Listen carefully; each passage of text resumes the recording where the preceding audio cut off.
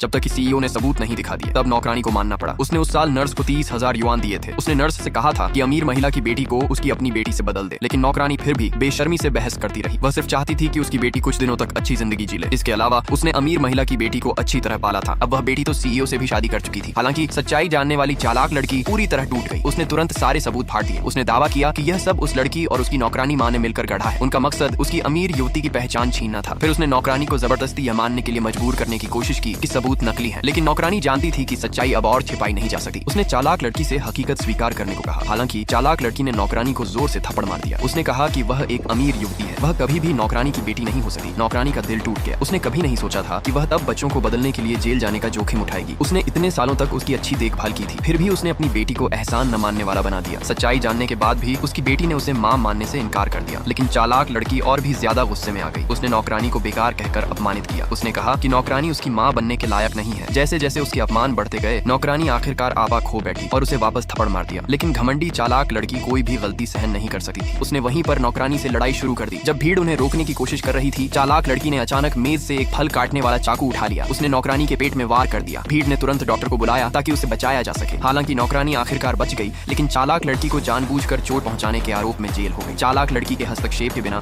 लड़की की जिंदगी आखिरकार सामान्य हो गई। वह अपने असली परिवार से सफलतापूर्वक फिर से मिल गई। कुछ महीनों बाद उसने योजना के अनुसार बच्चे को जन्म दिया। लेकिन नर्सों को जो बात हैरान कर रही थी वह यह थी कि लड़की को बच्चे को जन्म देते समय कोई दर्द महसूस नहीं हुआ। इसके बजाय डिलीवरी रूम के बाहर खड़ा सीईओ दर्द से तड़प रहा था। आखिरकार लड़की ने आसानी से जुड़वा बच्चों को जन्म दिया। जब सीईओ उससे मिलने आया तो लड़की को अचानक पेट में दर्द हुआ। सीईओ को लगा कि उनकी संवेदनाएं फिर से बदल गई हैं, लेकिन तभी उसके माता पिता जुड़वा बच्चों को लेकर अंदर आए। उन्होंने देखा कि रोते हुए बच्चे अचानक चुप हो गए थे, इसलिए माता पिता ने बच्चों को थपथपाया।